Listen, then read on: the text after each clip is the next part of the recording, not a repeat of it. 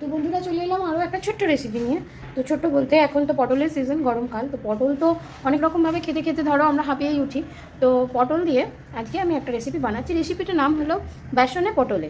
তো নিয়ে নিয়েছি এখানে উপকরণ হিসেবে বেসন 100 গ্রাম মতন আছে, এখানে নিয়ে নিয়েছি শুকনো লঙ্কা 2টো এবং 1 ইঞ্চি আদা, এখানে আছে কালো জিরে এবং পোস্ত, এখানে নিয়ে নিয়েছি কিছুটা পরিমাণ হিং, খুবই সামান্য 1 পিঞ্চ বলতে পারো, এখানে আছে 1/4 টেবিল স্পুন খাবার সোডা বা বেকিং সোডা, আর এটা একটা ডিম নিয়ে নিয়েছি। দেখো বন্ধুরা আমার এখানে পটলগুলো কাটা হয়ে গেছে। তো এইভাবে সরু সরু করে আগে কেটে নিতে হবে।